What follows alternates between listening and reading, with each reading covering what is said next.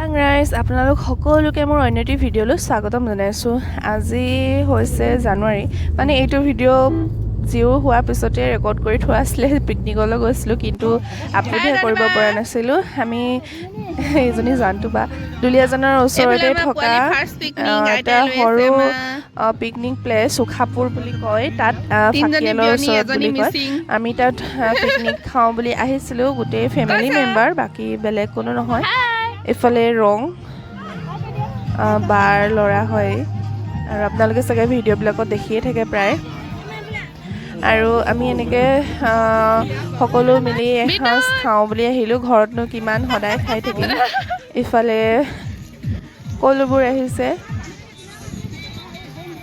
আৰু ইজনী মই এইফালে গোটেই বস্তু লৈ বালিত একদম খোজকাঢ়ি গৈ আছোঁ। বহুত ডোখৰ মানে আমি জেগা পোৱা নাছিলোঁ যিহেতু পোৱালিও আছে, সেইকাৰণে ভাবিলোঁ আৰু পানীৰ কিনাৰত খালে মানে সেইকাৰণে ভাল লাগে নহয় জানো, ভাবিলোঁ সেইকাৰণে নৈখনৰ ওচৰতে আমি এনেকৈ তম্বু মানে এনেকৈ বিচনা চাদৰ ঘৰৰ পৰা লৈ গৈছিলোঁ, এনেকৈ আঁৰি ল'লোঁ।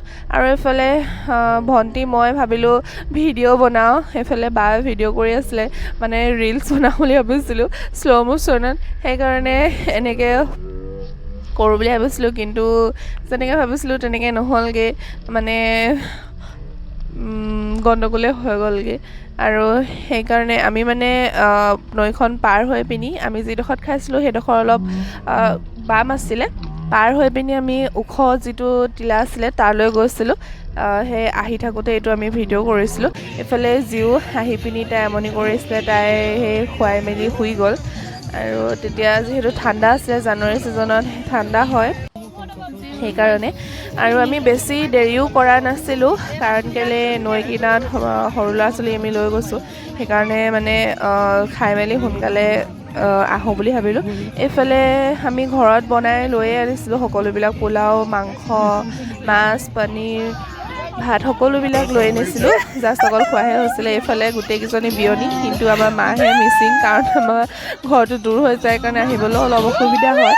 ফটো মাৰিব লৈছিলোঁ, সেইফালে সৰু দেউতা একদম পূৰা ফূৰ্তি কৰিছে, একদম আমি কেমেৰা কৰাত লাগি গ'লোঁ সেইকাৰণে।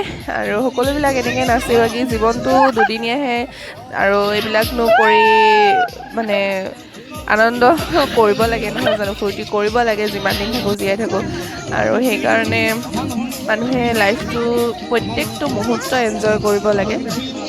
ঘৰততো কিমান সোমাই সদায় খাই থাকিম, বছৰেকত এদিনহে, বছৰেকত নতুন বছৰটো ওলাই আহিব লাগে অলপ, সেইকাৰণে ভাবিলোঁ আমিও আৰু ওলাই আহোঁ অলপ।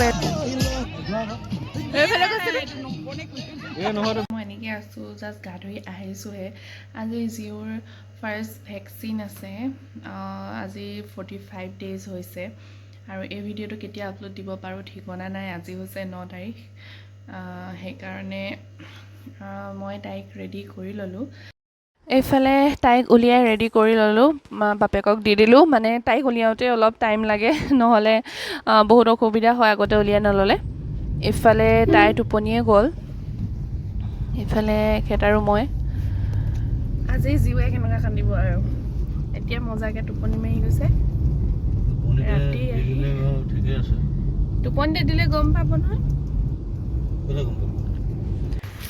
এইফালে আমি এতিয়া পাই গ'লোহি দুলীয়াজান অইল মেডিকেল, আৰু ইয়াতে তাইক দিয়াইছোঁ, যিহেতু ইয়াতে তাইৰ জন্ম হৈছিলে।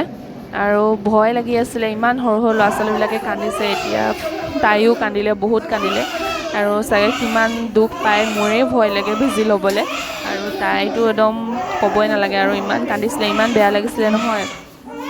আৰু সৰু সৰু ল'ৰা ছোৱালীবিলাকে ইটোক কন্দা দেখিলে সিটোৱেও কান্দিবলৈ আৰম্ভ কৰে। আৰু তাইক দিয়াই মেলি আনিলোঁ, বেচেৰি একদম শুই গ'লগৈ কান্দি কান্দি ভাগৰত।